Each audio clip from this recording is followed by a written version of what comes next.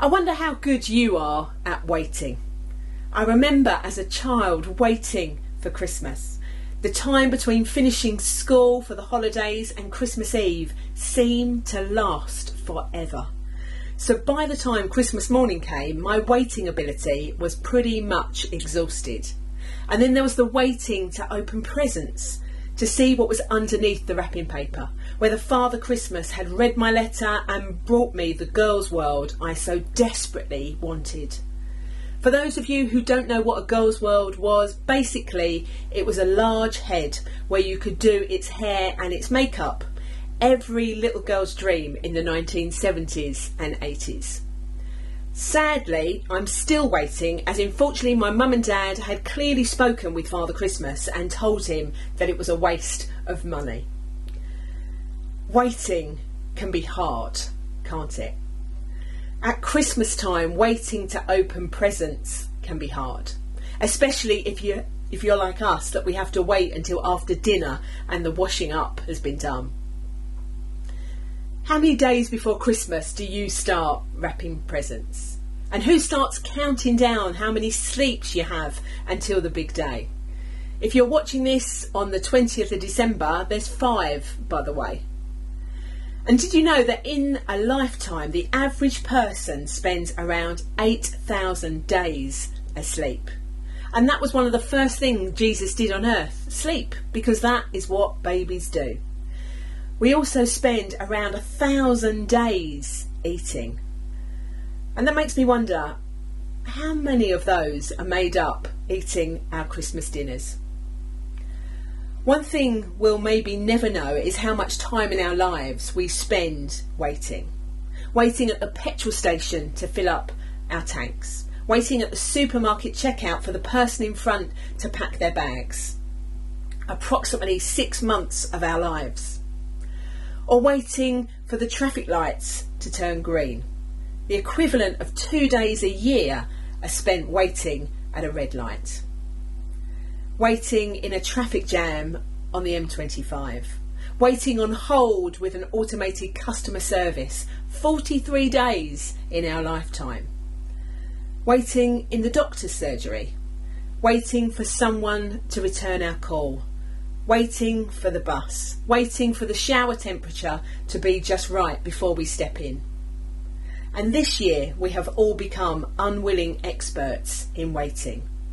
We wait for the rules to change so we can see our friends, or for our time to receive the vaccine, or to return to work in our offices. For many Christians, the waiting and the longing is about being able to meet together in our church buildings. But even then, there is still a sense of waiting for the time when we can share a cup together again, join our voices in song, and lay a caring hand on someone's shoulder to pray. Despite our best efforts with online services and socially distanced gatherings, we are hungry for a return to physical embodied worship together. And although some may have become frustrated with this enforced waiting, there's little we can do about it. We simply spend a lot of our lives waiting. The Bible is full of people that waited. For over 400 years, people waited for the birth of Jesus. They were anticipating a time when a king would be born to rescue them from their enemies. In Matthew, the first book of the New Testament, the thing that's written down first is a large group of people that were Jesus' ancestors. They are the messy but royal family tree of Jesus Christ. We hear about Tamar, the prostitute Rahab, a royal king David, and an old man named Abraham.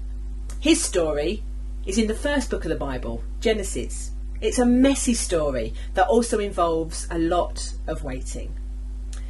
He and his wife Sarai want to be parents, but Sarai is unable to conceive a child. But one day, God speaks to him and tells him that he will be a father.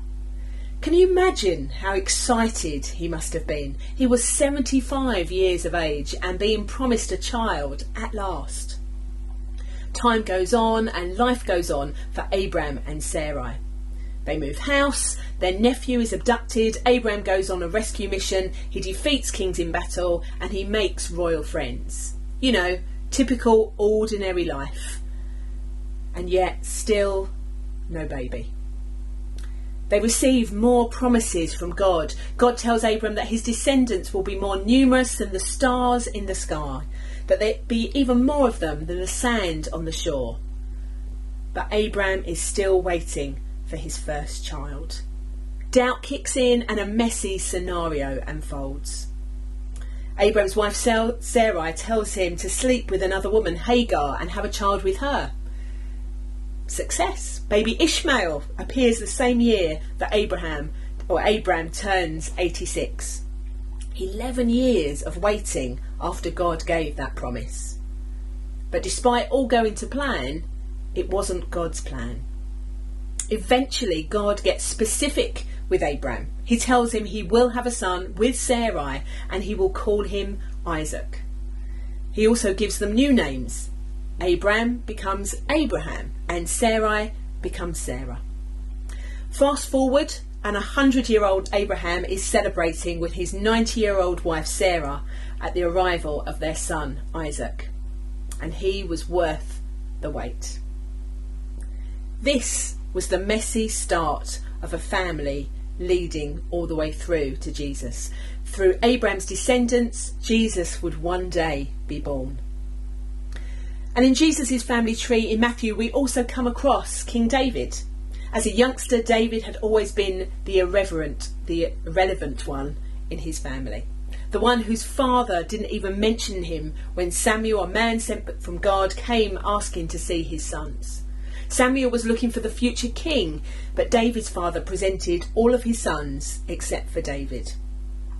David's own father just didn't believe in him, but that didn't stop God. Just like God had made that enormous promise to Abraham, he made an enormous promise to David. Firstly, God promised to make him king, and secondly, that through his descendants there would arrive a King of Kings. This king wouldn't rule only Israel, but the entire world. And not only would he rule the world, but he would save the world, the people living in the world, from all of their mess. But again, the promises didn't come true right away. David had to wait 15 years to become king. And then it took much longer than that for the King of Kings to arrive. But the King of Kings, just like waiting for Isaac, was well worth the wait. The King of Kings came in the form of a small, tiny, helpless baby, Jesus. Jesus was born, but the world around him was a bit of a mess. The King of Israel, Herod, was threatened by the news of Jesus. People were going to worship this baby, calling him king. Herod was raging with jealousy and wanted to kill Jesus, and he was the first of many people who would want to do the same. So for the 33 years he lived on earth, Jesus was surrounded by a messy world. So why is this baby so important? Born into a messy world with a messy family history, he arrived to clean up our mess.